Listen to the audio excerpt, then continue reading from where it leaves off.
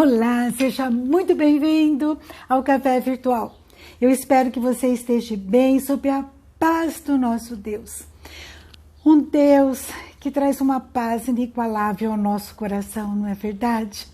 E hoje eu gostaria de meditar sobre isso com você.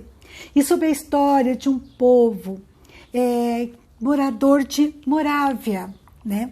Um dia, em 2015, eu recebi a visita de um morador de Morávia. E eu fiquei curiosa, fui lá, descobri então que ficava na Europa Central, que ficava na parte ocidental da República Tcheca.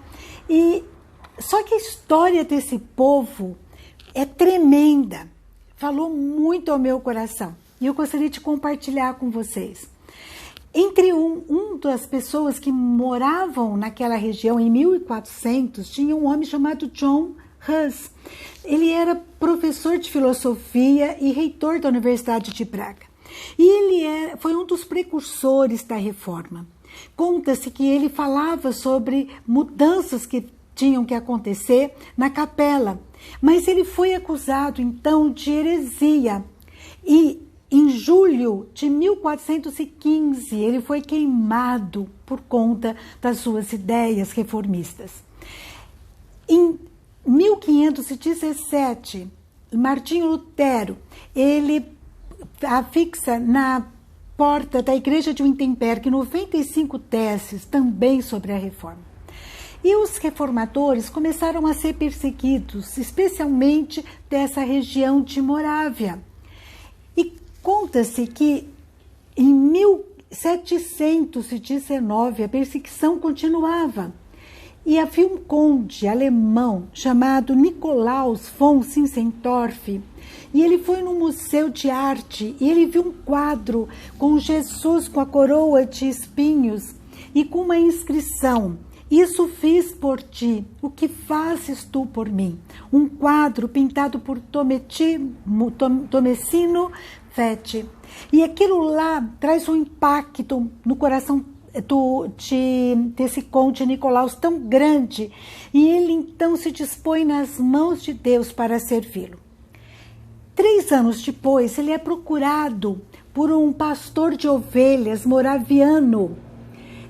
E ele, num local que ficava mais ou menos 4 horas hoje de carro, né? Eles fizeram em 12 horas por meio das montanhas, caminhando, né? A pé.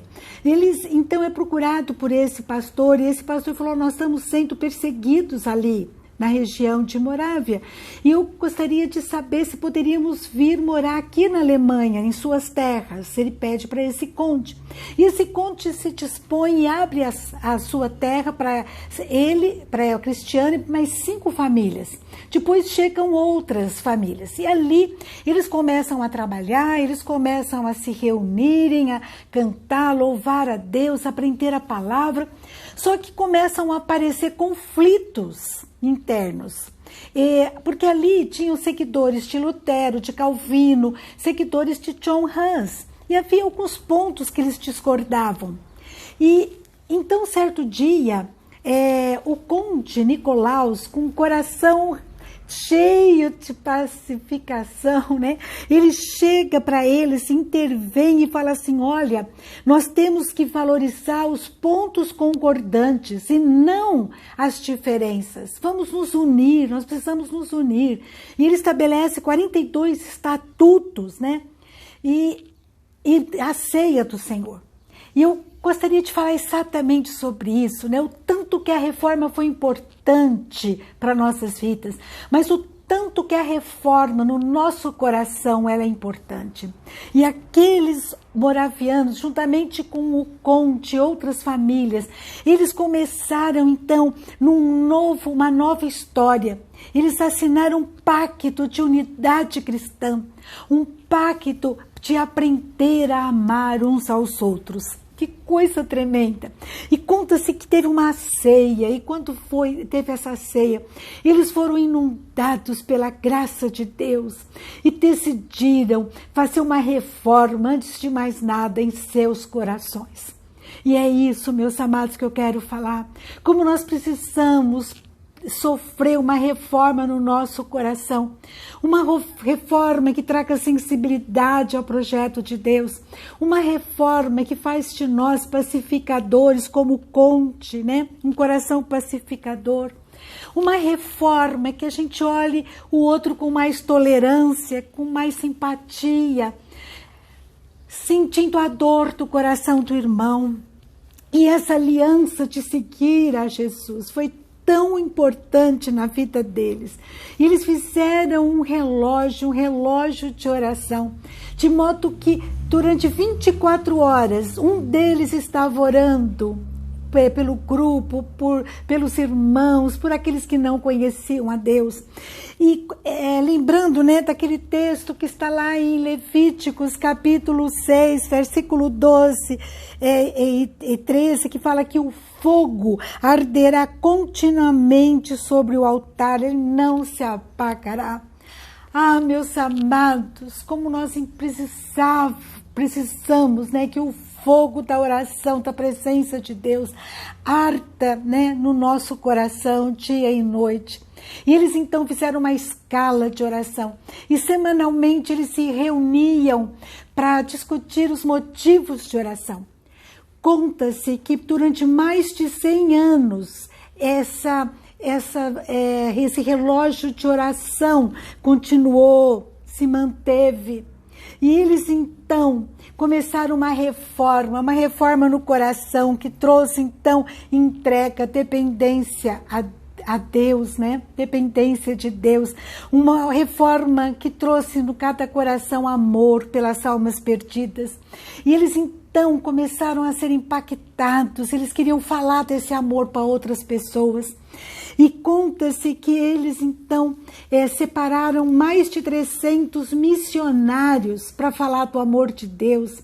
E eles foram, então, para vários lugares. Conta-se que para 12 países, pelo menos, desde os Esquimós da Groenlândia, Índias Ocidentais, Turquia, Labônia, América Central, América do Norte.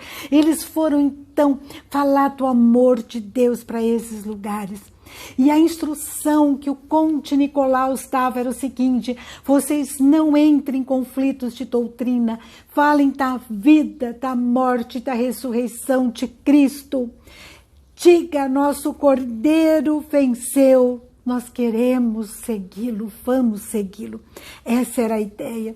E essa determinação, esse coração na obra, no coração em Jesus, foi trazendo mudança em cada um daqueles homens. E também de outros. Conta-se que vários líderes foram impactados por esse amor, por essa comunhão. Certa feita, diz que Wesley estava indo para a Geórgia. E ele estava num navio e tinham 25 moravianos ali. E diz que eles tinham uma paz, uma alegria, uma comunhão entre eles, uma coisa tão linda, que esse homem, né, Wesley, né, que foi o fundador do metodismo, ele então diz que ele ficou maravilhado, porque teve uma tempestade, todo mundo ficou assustado. E eles continuavam cantando, orando, conversando entre si com calma, com tranquilidade. E aquilo lá, Wesley escreve no diário dele: meu coração foi estranhamente aquecido. Ele foi impactado pelos moravianos. Ele estava numa época meio delicada da vida íntima dele. E aquilo lá foi tão importante. Então eu fico pensando, né? Quando Deus promove uma reforma no nosso coração, nosso modo de falar, de agir, tem que ser diferente. A gente tem que impactar os outros, fazer história. Porque isso não tem acontecido. Olha só, o pessoal, né? Os nossos irmãos da igreja primitiva. Que coisa tremenda, lá em Atos capítulo 2, versículo 42 a 47. Conta-se que eles perseveravam diariamente, unânimes, né? Na doutrina dos apóstolos, na palavra, na comunhão, no partir do pão e nas orações. Eles estavam juntos, irmanados. E conta-se que eles louvavam a Deus. E o povo olhava e ficava maravilhado. Aqui diz que eles contavam com a simpatia de todo o povo. E Deus ia acrescentando dia a dia outros que estavam sendo salvos pela graça de Deus. Um povo que começou a fazer diferença. Meus amados, como a gente tem que ser impactados por essa experiência dos moravianos na nossa vida. Às vezes a gente vê grupos, né, de WhatsApp em que existem discórdia, às vezes comentários toscos, comentários assim, promovendo brigas, não é verdade? Brigas internas. Como a gente precisa, mais do que nunca, estarmos unidos. Num momento tão delicado que nós estamos enfrentando, de conflitos externos, né? Em que o nosso povo está confuso com tanta porcaria que tem surgido por aí, tanta violência, corrupção, imoralidade. Como nós precisamos, como cristãos, nos unirmos, reformar o nosso coração, a começar de mim e de você. Que eu e você possamos ser mais leves, mais doce, mais tolerante, menos briguento, menos exigente. Que essas picuinhas internas, né, promovidas muitas vezes pela carne, mas também pelo inimigo. Ele tenta tirar o nosso foco de Jesus, que é o essencial, e que disse para mim e para você que nós seremos conhecidos por todos que estão próximos a nós, pelo amor que nós vamos ter uns pelos outros.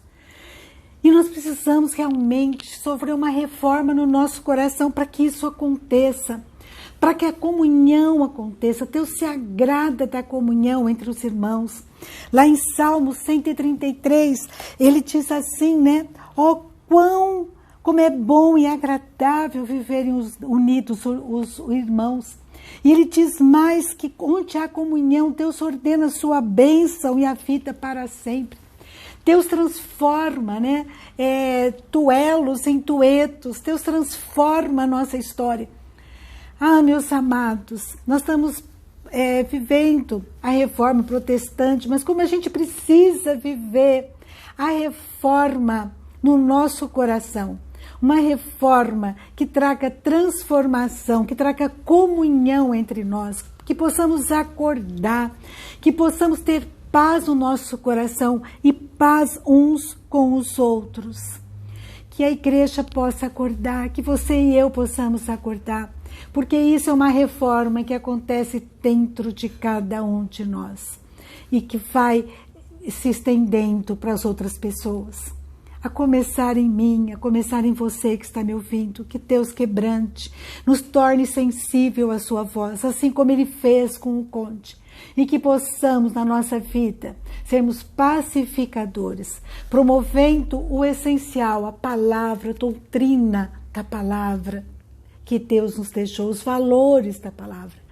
E assim, unidos, teremos forças de enfrentar situações tão adversas que estão acontecendo em nossa volta, em nossa cidade, em nosso país, no mundo em que vivemos no dia de hoje.